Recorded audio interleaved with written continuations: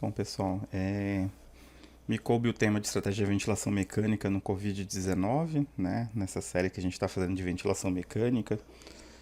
Para quem está entrando agora, a gente já fez algumas aulas prévias de ventilação mecânica básica, de interpretação de curvas, de assincronias, e tudo isso está disponível lá no nosso canal do grupo, no YouTube, está público, qualquer pessoa pode acessar.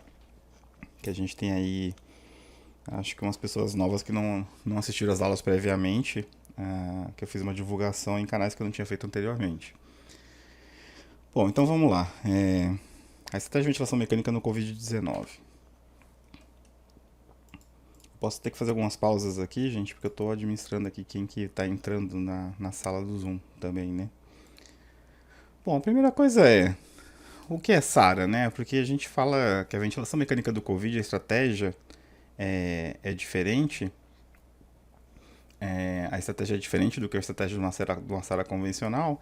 Então a primeira pergunta é o que é SARA e se o Covid é SARA, né? Se tem diferença da estratégia de ventilação mecânica da SARA para a estratégia de ventilação mecânica do Covid. Então, SARA, gente, é uma síndrome, não é uma doença, né? Então, o que é síndrome? É um conjunto de sinais, sintomas e achados de exames que define um diagnóstico.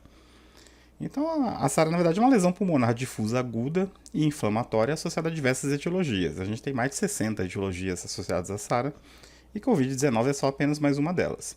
Então, a gente tem sepsis, pneumonia aspirativa, pneumonia infecciosa, incluindo viral, tá aqui, né? Isso aqui é a pneumonia do Covid, nada mais, nada menos que uma pneumonia viral. Trauma, contusão pulmonar, queimaduras relacionadas à transfusão, pancreatite. Enfim, temos mais de 60 causas aí que é uma injúria que leva a uma lesão pulmonar difusa aguda e inflamatória. Então aí ficou essa discussão de Covid, se Covid é SARA, né? E o que é SARA?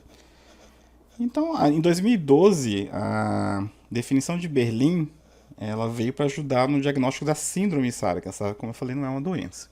E quais são os critérios? Se você encaixou no critério da definição de Berlim, você classifica isso como SARA.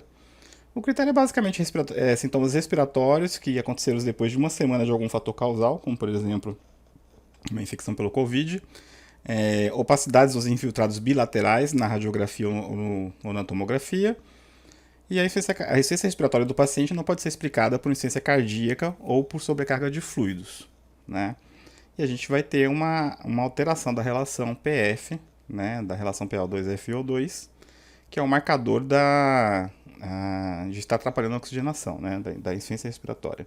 Então a gente tem por definição na classificação de Berlim de que uma relação PF acima de 200 mais menor que 300 é leve, né, desde que o paciente esteja com a PIB acima de 5. A relação menor que 200 e maior que 100 é moderada. E a relação menor do que 100 é grave, né? SARA grave. E aí tudo começou esse rolo aí com esse artigo do Gattinone, né? Pra quem não conhece, o Gattinone é um dos maiores pesquisadores do mundo no assunto, né? E ele colocou esse artigo aí se a pneumonia do Covid era SARA ou se não era. E ele descreve dois fenótipos de SARA para o Covid, que seria o fenótipo L e o fenótipo H, e que a estratégia de ventilação mecânica seria diferente para essas duas estratégias. E aí começou um grande debate, né, na comunidade científica. O Tobin fez um artigo contra essa manifestação de que era um tipo diferente de SARA, isso daí foi adotado pelas sociedades no mundo inteiro, de que na verdade não era diferente de SARA, como o Gattinone coloca esses dois fenótipos. E mais, se tiver fenótipo mesmo, qual seria a diferença na prática, né? O que a gente vai fazer de diferente?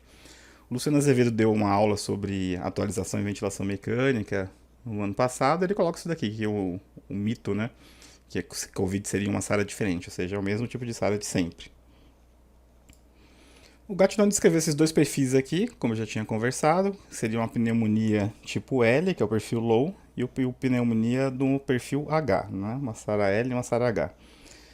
O perfil L seria caracterizado por uma elastância baixa, então quem não assistiu à aula anterior, mas a elastância é o contrário da complacência.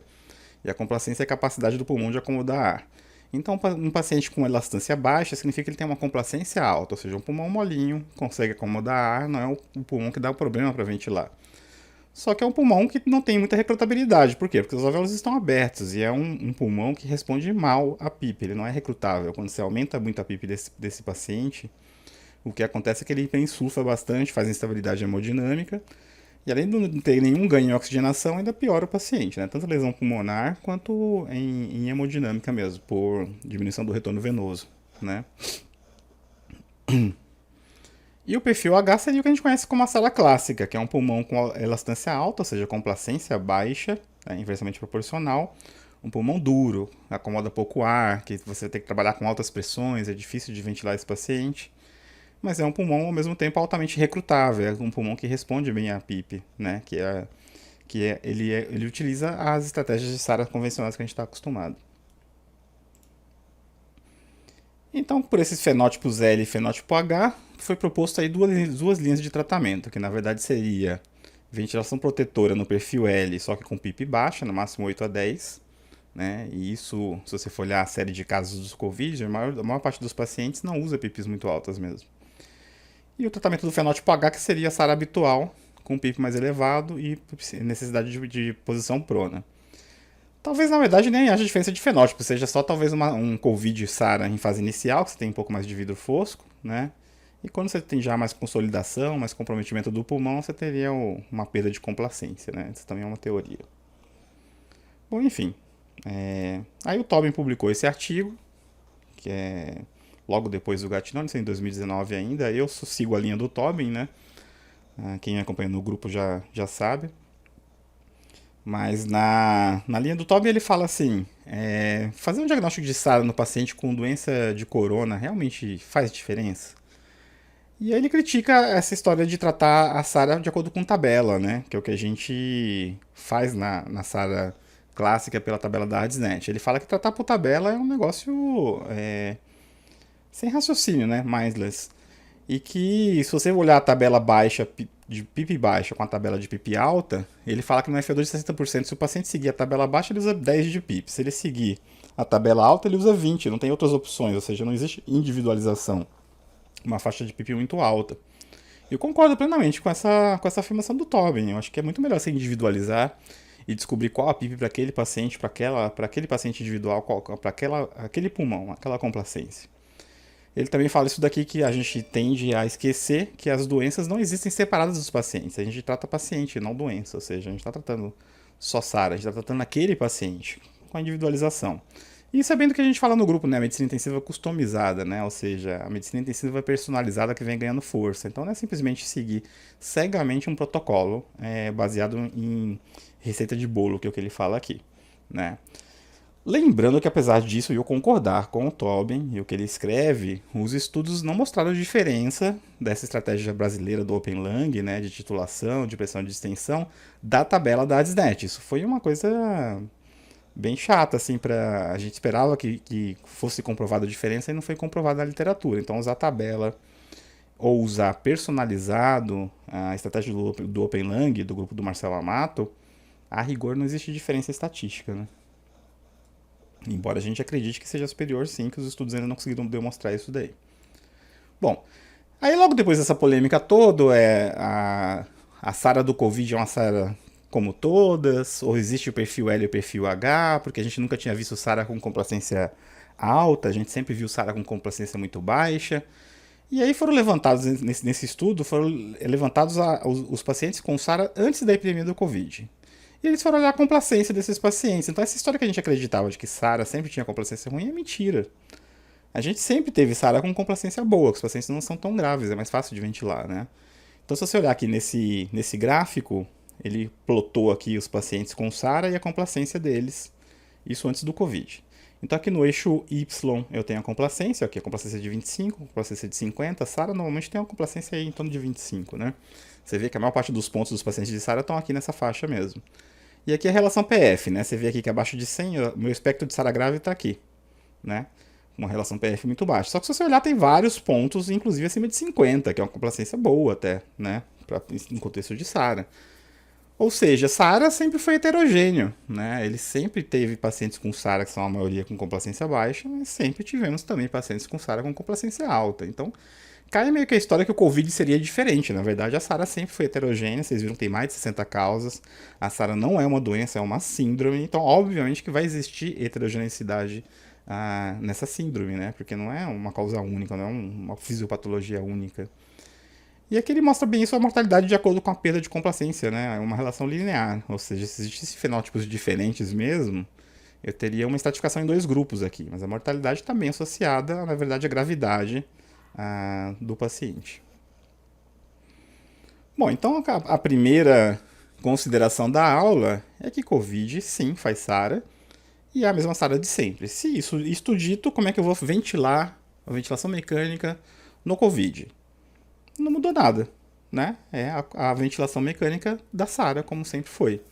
Então, o Congresso Brasileiro da AMIB agora 2020, eu revisei todas as aulas para dar essa aula, assisti várias aulas lá do Isola, do Valiati, da Carmen, do Marcelo Amato, que são os papas aí da ventilação mecânica do Brasil. E o que eles falam é isso, não mudou nada. A gente ventila como sempre ventilou, né? Então, basicamente, a aula agora virou não uma aula de ventilação mecânica em Covid, virou agora uma aula de ventilação mecânica em SARA. Então, para muitos de vocês que são intensivistas, já são experientes, não vai ver muita novidade a partir de agora. Vou voltar alguns slides aqui rapidinho antes de falar da manobra de recrutamento, titulação de PIP, tabela, porque tem pessoas aí hoje, com certeza, que não viram as outras aulas. E para eles não ficarem perdidos nos próximos slides, vou falar rapidinho aqui, mas muito rápido mesmo, coisa de 5 minutos. Então, qual que é o problema na ventilação mecânica? É isso aqui, oferecer oxigênio e retirar CO2. Então, eu preciso de dois ajustes de parâmetros. Parâmetros que vão melhorar a oxigenação e parâmetros que vão melhorar lavagem de CO2, retirar o gás carbônico. Então, eu preciso entregar o oxigênio e retirar o gás carbônico.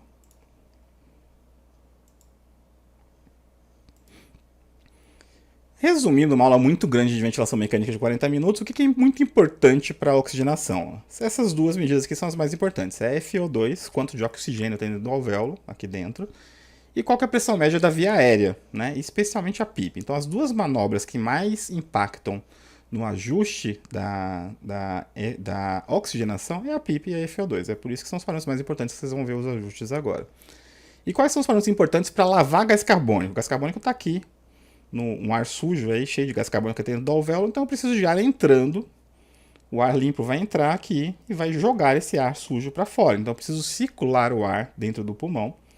Então eu preciso de um volume de ar, que é o volume minuto. É o volume de ar que está entrando e saindo do pulmão em 1 minuto. Então isso é o volume corrente vezes a frequência respiratória. Então toda vez que eu preciso lavar CO2, eu preciso aumentar o volume corrente ou aumentar a frequência respiratória. Como nesses pacientes o volume corrente vai estar fixado, o ajuste é na frequência respiratória. Então preciso de circular mais ar, tirar mais CO2, aumenta a frequência respiratória. Preciso menos ar, preciso segurar CO2, vou diminuir a frequência respiratória. Bom, revendo esses conceitos rapidinho, esse slide aqui é super antigo, eu faço aula de ventilação mecânica há muitos anos, acho que mais 7, 8 anos. E eu uso esse slide aqui para ensinar a ventilação mecânica em SARA padrão restritivo. Esse slide deve ter uns 7 anos. E aí eu fui olhar qual que é a estratégia de ventilação mecânica do Covid, está nesse slide. Ou seja, realmente não mudou absolutamente nada. Então, como é que é a ventilação no padrão restritivo na SARA e no Covid? Você vai usar o volume corrente de 6 ml por quilo, pelo peso predito. Existem pulmões muito ruins, com placências muito baixas, o pulmão não aguenta 6 ml por quilo, ele vai ter que gerar pressão muito alta, pressão de Platão muito alta, a ventilação não é protetora. Então, alguns pacientes têm até que reduzir, usar um volume menor ainda, né? Às vezes até chegando a 3 ml por quilo. Pacientes muito graves. O platô, vou falar um pouquinho já, tem que ser menor do que 30, né? Em casos refratários pode usar até 40, desde que a pressão de extensão seja menos que 15, mas não recomendo isso daqui para quem não entende muito de ventilação mecânica. Para quem ainda está achando que esse conceito aqui é novo, platô é menor que 30. E a frequência respiratória pode ser alta na SARA. Por quê? Porque eu tenho um pulmão com complacência muito ruim. Ou elastância significa que a elastância é alta. Se a elastância é alta, o pulmão esvazia muito fácil. Se o pulmão esvazia muito fácil, eu não vou ter problema de alto PIP. Né? Não vou ter problema de retenção de ar gerando uma pressão a mais que é alto PIP. Esse pulmão sempre vai esvaziar. Então eu consigo compensar o volume baixo, né? Usando até 3, 6 ml por quilo, com uma frequência muito alta. Então entra pouco ar no pulmão por ciclo, só que eu ventilo várias vezes. Então eu consigo lavar o CO2 mesmo com volume baixo, desde que eu use uma frequência alta. Lembrando que CO2 depende de volume corrente e frequência respiratória. O volume corrente na SARA está fixo, então ele depende de frequência respiratória. Quanto maior a frequência, menos CO2 eu vou ter. E a pressão de distensão, que é a diferença entre o platô e a PIP, vou mostrar para vocês. Esse é o parâmetro mais protetor, que deve ser respeitado, e a pressão de distensão tem que estar abaixo de 15. E o ajuste da PIP na SARA, como é que eu vou fazer? Posso usar a tabelinha da ArdsNet, né? Essa aqui é a tabela low PIP. Então, por exemplo, se o paciente tiver com uma FO2 de 0,7 para manter uma saturação entre 90% e 95%, se ele tiver com 70% de FO2, a PIP vai ser 10. É um ajuste muito simples, a tabela é muito simples de utilizar. É só isso que eu acabei de falar para vocês. Volume corrente rapidinho, 6 ml por quilo do peso predito, né? Lembrando que é pela altura do paciente. Então aqui eu tenho 3 pacientes. Eu tenho 3 pacientes, um paciente magro, um paciente obeso, só que os 3 têm a mesma altura. Então, se os 3 têm a mesma altura, os 3 têm o mesmo volume corrente, que é pelo peso predito, que depende da altura, e não pelo peso que o paciente tem. Então, aquela história de, quantos quilos você acha que o paciente tem e qual o volume, não é bem assim. Você tem que tentar estimar qual a altura do paciente. Você pode fazer isso pela altura do joelho, ou pode medir a altura mesmo, ou perguntar para a família qual era a altura que ele tinha. Tem, né? Ou você pode usar essa tabelinha, a tabelinha do HC, que eu acho muito prático. Isso aqui é fixar no setor de emergência, no setor de UTI. Mais rápido, você vê se é homem ou se é mulher, vê a altura. Então, por exemplo, eu tenho 1,85. 1,85 homem, né? Para esse lado aqui, opa. Então, 1,85 meu volume seria 474 ml de volume corrente. Isso vai dar para mim 6 ml por quilo do peso predito. Então, esse é o volume que vai ventilar se eu tivesse com Covid. Ou com SARA. E aí eu vou precisar olhar a pressão de pico, a pressão de platô e a PIB para ver a pressão de distensão para poder fazer as próximas manobras que eu acabei de falar para vocês. Aqui revisando rapidinho, essa aqui é uma curva de pressão no tempo, né? Fazendo uma pausa inspiratória, se vocês tiverem, quem não souber o que é isso, reveja as aulas que eu vou botar os links. Mas a pausa inspiratória é uma manobra que o fluxo vai zerar, né? Então eu tenho aqui uma curva pressão-tempo, eu fiz uma pausa inspiratória, formou esse platô aqui, e aqui é a pressão de pico, aqui é a pressão de platô, e aqui é a PIP, né? Então essa diferença entre esta pressão de platô e esta pressão aqui de PIP é a pressão de distensão. Por que a pressão de platô é importante? Por causa disso daqui, ó. Alvéolo vazio, pressão já está subindo, pressão de pico está aqui e o alvéolo ainda está vazio. Quando forma um platô, na verdade a pressão que está dentro do alvéolo, ou seja, o que lesa o alvéolo, o que pode fazer um barotrauma é a pressão de platô, que corresponde à pressão alveolar e não à pressão de pico, que é uma pressão que está mais na resistência da via aérea, lá em traqueia, brônquios e tal. Eu preciso saber da pressão que está dentro do alvéolo. Novamente, mostrando aqui no respirador, uma curva pressão-tempo, aqui a curva de fluxo, aqui é o ar que entrou dentro do paciente, aqui é o ar que está saindo do paciente. Então, fiz uma pausa expiratória fluxo zero, vai desenhar a pressão de pico, a pressão de platô. Aí a diferença entre o platô e a PIP é a pressão de distensão, né? Então, platô, PIP, e essa diferença é a pressão de distensão. Então, se isso daqui for 20, o platô, e a PIP for 10, a pressão de distensão é 10. E relembrando rapidamente o autopip, isso aqui é uma curva de fluxo, fluxo de ar que entrou dentro do pulmão, aqui é o fluxo de ar que está saindo do pulmão. Esse fluxo tem que esvaziar como está aqui, essa curva tem que voltar a zero. Aqui você percebe que o amarelinho aqui, ó, ela não volta a zero, aqui já começa um novo ciclo, aqui já entra ar no pulmão novamente antes do pulmão ter esvaziado. Então isso daqui ficou um volume residual de ar que não foi esvaziado, um volume residual de ar no pulmão que não foi esvaziado dentro do compartimento fechado, vai gerar uma pressão. O ar está preso lá dentro, isso é autopip. Bom, esse aqui foi publicado em 2020, os guidelines para o manejo da SARA, né, e aplica-se ao COVID. E vocês vão olhar aqui que não tem absolutamente nada de diferente, né? Então eu vou utilizar volume corrente de 6 ml por quilo, vou utilizar a pressão de platô abaixo de 30, PIP acima de 5. Se a relação PFT abaixo de 200, ou seja, SARA moderada, a PIP tem que ser mais alta. Se tiver abaixo de 150, vamos usar bloqueador neuromuscular e posição prona. Né? Esse artigo está muito bom, recomendo esse artigo do Papazian. Para quem está querendo estudar o assunto. Bom, aí eu trouxe esse slide, já entrando agora na aula propriamente dita, que seria a estratégia de ventilação mecânica no COVID, que é especificamente de ajuste de PIP, porque a gente viu que a controvérsia é essa. PIP baixa, PIP alta, a complacência está boa, a complacência está ruim. Porque o volume corrente é sempre 6 ml por quilo, o platô é sempre abaixo de 30, a pressão de extensão é sempre abaixo de 15. Então, esse slide eu trouxe do Congresso Brasileiro agora de 2020. Foi uma mesa redonda PROCON, Marcelo Amato. Não lembro quem estava no contra. Acho que o Eduardo Leite. E o Marcelo Amato, obviamente, estava defendendo não usar tabela e usar a titulação de PIP, né? E PIPs mais altas. Na verdade, PIP titulado, nem sempre a PIP vai estar mais alto porque você está titulando. E quem estava no conto estava definindo as tabelas. Ele colocou uma coisa muito legal. Lembrando, gente, que na literatura, os estudos mostram que tabela, ou titulação de PIP, ou recrutamento, ou usar pressão de extensão dá no mesmo, não tem diferença de mortalidade. Aparentemente a estratégia não é superior. Mas quem estava no conto, o que ele falou? Tabela tem seu valor, ela é prática, rápida e ajuda a homogeneizar o cuidado. Isso aqui eu concordo demais, que imagina você numa UTI Covid com 30 pacientes, a gente com essa deficiência de escala que está existindo no momento. Médicos não especialistas atuando. É muito mais fácil olhar uma tabela, ver quanto está FO2 e botar uma PIP. Se isso não existe diferença de mortalidade, então é válido, né? Só que ele lembra aqui que as tabelas são baseadas na oxigenação e não relacionadas à mortalidade. Ou seja, as tabelas do ARDSNET são tabelas que realmente a oxigenação do paciente melhorava, mas isso não teve análise de desfecho. Se isso matou menos, por exemplo. A relação com mortalidade parece depender da recrutabilidade. Isso é óbvio. O que a gente estava discutindo? Se o paciente tem uma complacência boa, o pulmão molinho, ele não precisa de PIP. A PIP, inclusive, vai ser maléfica para esse paciente. Agora, se esse paciente tem uma complacência ruim, um pulmão duro, alvéolo colapsado, aquela SARA clássica que a gente está acostumado, a PIP vai trazer um ganho de oxigenação e de mecânica para esse paciente muito importante. Por quê? Porque ele vai abrir o alvéolo. Se ele está abrindo o alvéolo, ele está ganhando o pulmão. Se ele está ganhando o pulmão, ele está melhorando a complacência. Então fica muito mais fácil ventilar esse paciente. Então eu falo uma frase que eu gosto de falar sempre, que a PIP é excelente para quem precisa, é um desastre para quem não precisa. Então por que você precisa fazer? Você tem que testar a resposta. Esse paciente responde a PIP ou não responde. Quando aumenta a PIP, melhora muito a oxigenação, melhora muito a pressão de distensão, ou não melhora nada, ou até piora.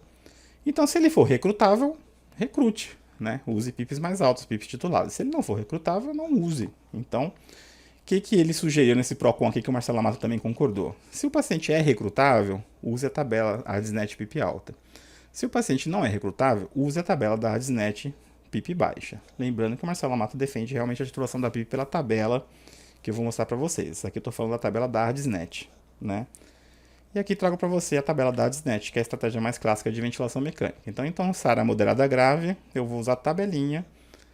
Você vai começar com a tabela PIP baixa, né? E como é que é essa tabela? Se o paciente tiver com, por exemplo, FI de 80%, para manter uma saturação entre 90 e 95%, esses valores aqui, cada referência tem um valor, né? Eu estou usando as referências que o HC usa, que é 90 a 95. Alguns pacientes que você não consegue de jeito nenhum manter 90 a 95 e está violando a ventilação protetora, você vai tolerar 88%, né? Mas enfim, com a saturação no alvo, eu olho para minha FI, quanto de FI eu precisei para manter 90 a 95% de saturação. Então, se foi 80%, a minha PIP vai ser 14, tá? E essa aqui é a tabelinha alta, né? Essa aqui é a tabela baixa, essa aqui é a tabela... Olha a tabela alta como é alta mesmo, né? Então, se o paciente tiver 70% de FiO2, a PIP é 20. Por tabela, simplesmente, não precisa fazer nenhum cálculo, é só olhar a tabela. E é o que ele fala, se o pulmão é recrutável, utilize esta tabela de PIP alta. Se o pulmão não é recrutável, utilize a tabela baixa, né? Enfim, essa é a estratégia da ARDSNET, gente. Eu prefiro usar a tabela do HC, que é o que eu vou passar a maior parte da aula falando qual é a estratégia. Mas pra vocês entenderem quais estratégias existem. Então, como que a gente pode titular a PIP? Já estou falando da tabela da ARDSNET ali, falei para vocês, né? Então, posso titular pela tabela da PIP da ARDSNET, tanto a baixa quanto a alta, né? Dependendo da recrutabilidade, como ali eu coloquei no slide do congresso. Você pode fazer PIP decremental, né? Uma titulação pela PIP decremental. E aí você pode titular pela complacência estática ou por tomografia de impedância elétrica. O que é decremental? Decremental é descer PIP. Então, eu subo a PIP lá para 20, 25, depende da manobra que você está fazendo. Mas tem manobras com PIP de 20, tem manobras com PIP de 25, tem manobras até com PIP de 35, que é o chamado recrutamento máximo. Não recomendo que quem não entenda muito do assunto faça isso. Então você vai subir um nível muito alto de PIP, né, 20, 25, e você vai descendo aos poucos. Você vai descendo 25, 24, 22, 20, e você vai avaliando algum parâmetro que te indique se melhorou o pulmão, se melhorou a complacência. Então você pode fazer isso diretamente calculando a complacência estática. Você pode fazer isso olhando para a impedância elétrica, ou você pode fazer isso também olhando pela pressão de distensão, porque na pressão de distensão nada mais é do que um reflexo da complacência, é o inverso proporcional. Se a complacência é boa, a pressão de distensão é ruim, né? Ou seja, a pressão de distensão está muito alta. Desculpa, se a complacência é boa, é muito alta, a pressão de distensão vai estar baixa, não está distendendo muito o pulmão. Se está distendendo muito o pulmão, então a complacência é ruim, tá? Então são valores inversamente proporcionais. Eu posso estimar a complacência pela pressão de extensão e eu não preciso calcular a complacência estática, que é essa que, na verdade, a titulação recomendada pelo Hospital das Clínicas. Eu posso fazer PIP incremental, essa aqui não é muito utilizada, né? Porque você aproveita mais a esterese do pulmão quando você faz decremental, né? Mas a PIP incremental é o contrário, você começa com a PIP baixa, vai subindo as PIPs e vai calculando a complacência estática em cada nível de PIP. Você pode fazer pelo ponto de inflexão inferior pela técnica dos volumes aleatórios, isso aqui é coisa antiga, quem lembra disso daqui é muito antigo. Você faz uma curva PV, né, com volume do pulmão do paciente. Você tem que desenhar a curva para cada nível de pressão, cada nível de volume, você tem que desenhar em qual pressão ele se encontra. E aí você desenha a esterese da curva do pulmão e encontra ali no ponto de inflexão inferior a PIP ideal, que seria a PIP na zona ótima do pulmão, né? Enfim, não vou me estender muito nisso daqui porque é uma coisa que realmente ninguém mais usa. Mas só para saber que existe. Até porque o Alejandro colocou naquela enquete que ele fez, né, sobre o ponto de inflexão inferior. Às vezes cai na prova também de título. Bom, então vamos falar da estratégia do HC. Agora eu vou passar o resto da aula falando disso.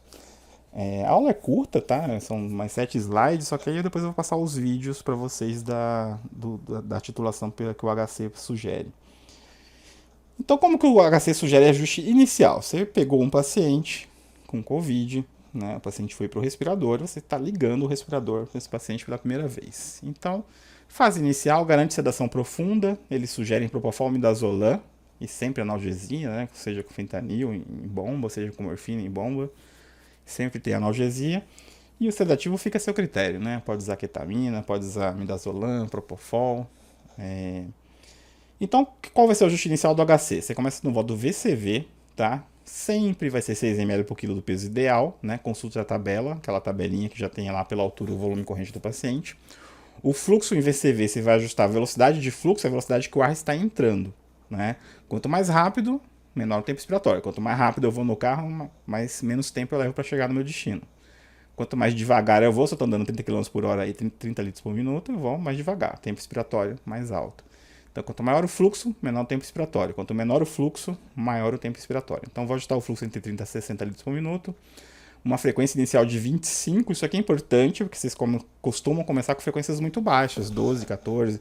Só que, gente, vocês estão trabalhando com volume de 6 ml por quilo. Não é igual antigamente que a gente fazia 8, 10. 6 ml por quilo de volume é pouco volume. O paciente vai fazer 250, 300, 350 ml de volume. Então, você precisa com uma frequência mais alta para que não retenha CO2, né? Lembra que eu falei, quanto mais ar circulando, quanto maior o volume minuto, que é o volume corrente vezes a frequência respiratória, menor o CO2. Então, preciso de uma frequência mais alta para não reter CO2. PIP inicial começa sempre com 10, né? FO2 eu vou começar com 60%. E ele sugere aqui que se o paciente estiver brigando muito, volume minuto muito alto, você pode fazer um curare. Eu não discordo um pouco dessa afirmação aqui. Eu reservaria o curare realmente para pacientes que estão com relação PF abaixo de 150. Eu não sei se ele quis dizer, na verdade, o bloqueio neuromuscular intermitente, né? Para você fazer os ajustes de PIP. Aí sim, eu concordo. Se o paciente estiver brigando muito, mesmo sedado, ele não estiver acoplado, você não consegue titular PIP dessa maneira, né? Você precisa do paciente sem drive para poder fazer os cálculos de mecânica. Então faça um bloqueio neuromuscular intermitente, bolos, para poder fazer a próxima etapa que eu vou falar agora. E vale a pena, gente, deixar uma pausa inspiratória de 0,15 a 0,25 segundos. Por quê? Porque eu vou conseguir fazer a monitorização da pressão de platô em tempo real. E monitorizando a pressão de platô em tempo real, eu vou conseguir calcular a pressão de distensão e é aí que eu vou titular minha PIP por isso, né? Então vamos lá para a próxima etapa. Isso aqui é o ajuste inicial. Aí você vai olhar essa tabelinha aqui que está no protocolo do HC deles. Aqui essa tabelinha recomenda fixar isso aí na UTI ou na emergência, né? É o que eu estou fazendo no meu serviço. Aqui ele fala os ajustes iniciais que eu acabei de falar para vocês, 6 ml por quilo, platô abaixo de 30, fluxo de 30 a 60, frequência respiratória de 25, PIP inicial de 10 e FO2 de 60%. Aqui tem a tabelinha da altura e do volume que você vai usar. E aqui tem a tabelinha a tabela de PIP do HC, que é uma modificação daquela tabela do ADSNet, que eu acho que é superior. Então aqui essa tabelinha, você vai começar aqui, nessa posição, FO2 de 60%, PIP de 10. E aqui ele fala, quando eu estou aqui nessa faixa amarela, o alvo de saturação é entre 90% a 95%. Então, eu acabei de colocar meu paciente no ventilador. Eu botei 10 de PIP com FO2 de 60%. Vamos olhar a saturação. A saturação está entre 90% e 95%. O cara está saturando 92%. O que eu vou fazer? Nada, não vou mexer. Esse ajuste está bom. 60 com PIP de 10. Agora, digamos que ele está com uma saturação de 97%. Tá? Então, olha aqui, andar para a esquerda. Saturação acima do alvo, andar para a esquerda. Se ele está com a saturação de 97%, ele está fora do alvo de 90 a 95. 97 é mais. Então, vou andar para a esquerda. Né? Esquerda é sempre mais, direita é sempre menos. Então, a esquerda, mais, saturação mais alta. Então, digamos que ele está saturando 97. Qual vai ser meu próximo passo na tabela? Vamos vir para cá. Então, qual que é a FI agora? 60%. É a mesma FI que eu estava aqui. Só que a PIP eu vou reduzir um ponto. Vou reduzir para 9. E aí eu tô aqui agora nessa tabela. A saturação tá 97. Caiu para 96. 96 continua fora do alvo, 90 a 95. Vou para a esquerda de novo. Então, dessa vez eu vou reduzir a FI para 50%, mantendo a PIP de 9. Então, provavelmente a saturação agora entra no eixo. O contrário, se eu tenho que uma saturação abaixo disso, então se a saturação é 88, 76, eu vou ter que me deslocar à direita da tabela, ajustando a PIP para cima e a FO2 para cima. Quando eu chegar na parte vermelha da tabela, o paciente está saturando baixo apesar dos meus ajustes, aí você está numa situação complicada. O que você precisa fazer? Titulação de PIP. Então, é a próxima etapa. Então, a primeira etapa é ajuste inicial, que está aqui. A segunda etapa é titular a PIP por tabela, né? Para seguir a PIP pela tabela. E o terceiro passo é fazer a mini titulação pela pressão de distensão. Como é que eu vou fazer então essa mini titulação da PIP por pressão de extensão? Eu vou mostrar vídeo sobre isso. Fica mais fácil para vocês visualizarem. Eu vou subir a PIP para 20 gradualmente, ou seja, eu estava com a PIP de 14 lá. Então sobe para 16, sobe para 18, sobe para 20. Não sobe de uma vez, que isso pode provocar instabilidade hemodinâmica. Dá uma olhadinha na PAM. Para começar a manobra, a PAM tem que estar acima de 80. Né? E durante a manobra ela não pode cair abaixo de 60. Se cair abaixo de 60, você tem que abortar a manobra, tá? Às vezes, se o paciente está com nora, vale a pena aumentar um pouquinho a nora e continuar a manobra. Tem que avaliar a beira-leito. Se a instabilidade realmente é muito severa, aí você tem que abortar a manobra, porque essa PIP, obviamente, está provocando um efeito hemodinâmico e esse paciente não é recrutável. Esse paciente piora com PIP, né? Ou se está com PIP muito alta, o que está provocando, por exemplo, PIP de 20. Mas se você tiver com no recrutamento lá, caiu para 16, 18, ele já não tem mais estabilidade, inclusive melhora a oxigenação. Então, cuidado, não fazer a manobra se isso está provocando choque. Manter a pressão de pico em 40 no máximo, que essa manobra que ele está fazendo aqui é uma mini titulação, você faz em VCV mesmo. Você começou o ajuste em VCV, como está aqui, né? E em VCV mesmo você aumenta para 20. E aí você vai reduzir a PIP de 2 em 2 a cada 1 minuto. 30 segundos a 1 minuto. E vai anotar a pressão de distensão para cada nível de PIP. Então, comecei com um PIP de 20. 1 minuto, 18. Vê o platô, vê a PIP, vê a pressão de distensão. Aí caí para 18. Vou cair em 1 minuto para 16, 14, 12 e aí você vai anotando a pressão de distensão. E aí você vai escolher a PIP que gera o menor valor de pressão de distensão. Então, tá aqui a tabelinha, que está no vídeo lá deles do HC. Ele começou com 20, PIP de 20, a pressão de distensão era 15. A PIP caiu para 18, a pressão de distensão é 13, já é melhor, tem que ser menor do que 15. Ele caiu a PIP para 16, pressão de distensão 13 de novo. Então aqui está igual, nesses dois níveis. Aí eu caio para PIP de 14, opa, pressão de distensão voltou a subir. O que aconteceu? Aqui, lembra que eu falei que pressão de distensão é o contrário da complacência. Então pressão de distensão alta, complacência baixa. Aqui houve perda de complacência com a PIP alta por hiperdistensão. Aqui, ó, se vocês olharem, a pressão de distensão é inclusive pior do que a com 20. Ou seja, o que está acontecendo aqui? Perda de complacência. Por quê? Por atelectasia. Agora está fechando os alvéolos. Então aqui eu estou hiperdistendendo. Aqui eu estou fazendo o fechamento dos alvéolos da atelectasia. Qual que é o ponto ideal? É entre aqui. Eu não quero nem hiperdistensão e nem atelectasia. Pela tabelinha, estou vendo que o ponto ideal está por aqui. Está entre 16 e 18. Então qual que eu vou escolher? Quando você faz por pressão de distensão, você vai escolher a menor PIP. Então aqui você vai escolher a PIP de 16.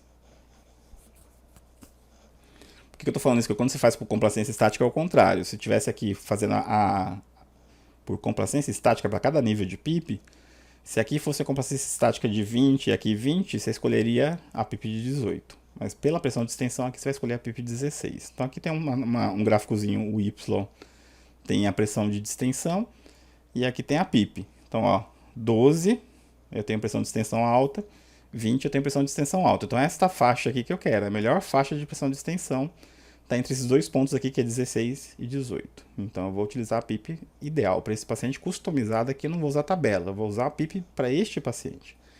Então essa aqui é a vantagem dessa manobra e recomendo que você faça para todos os pacientes. Eu faço isso em todos os pacientes quando eu tenho tempo, né? Que às vezes realmente você não tem tempo, aí quando eu não tenho tempo eu uso a tabela mesmo. Bom, então eu fiz o primeiro passo, que é isso aqui, ajuste inicial. Eu fiz o segundo passo, que é usar a tabelinha, resolver o problema do paciente, acabou aqui. Entrou na fase vermelha, você vai fazer a mini titulação de PIP, que eu acabei de mostrar aqui para vocês, né? E aí você achou o PIP ideal, 14. E aí o paciente ficou bem, acabou. Não mexe nesse paciente.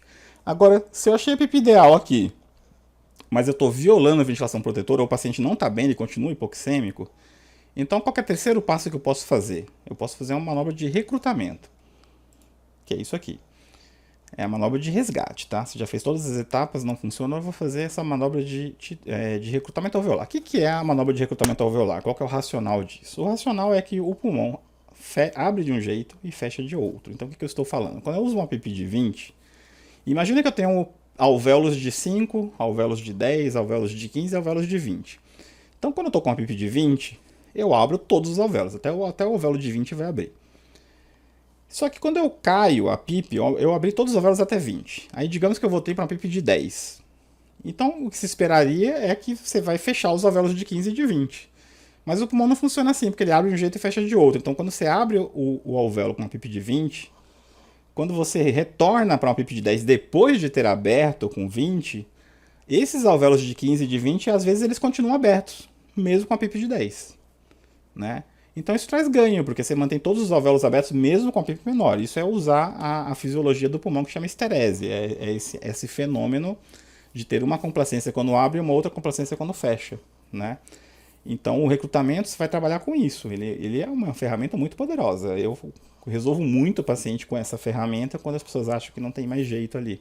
Que o paciente é refratário. Eu melhoro muito a relação PF com isso. Às vezes você pega, tá SARA grave, vou pronar.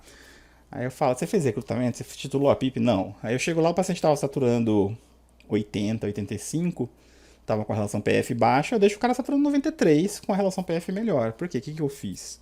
Eu recrutei o pulmão, ganhei o alvéolo, ganhei mais pulmão, porque tem o alvéolo mais aberto agora, mais unidades respiratórias trabalhando, a complacência melhorou, e isso vai alterar a relação PF.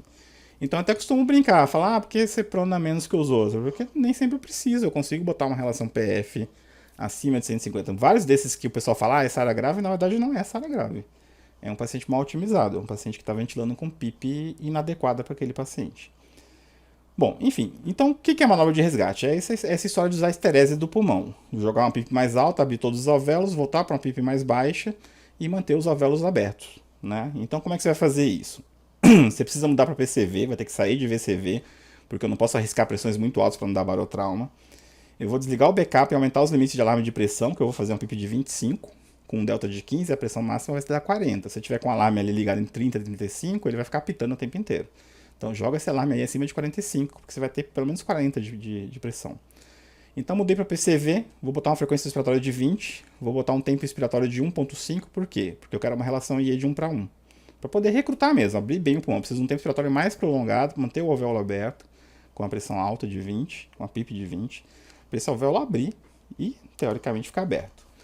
Quanto que vai ser meu delta de pressão? 15. Então, vou ter 25 de PIP com 15 de pressão máxima que eu falei 40.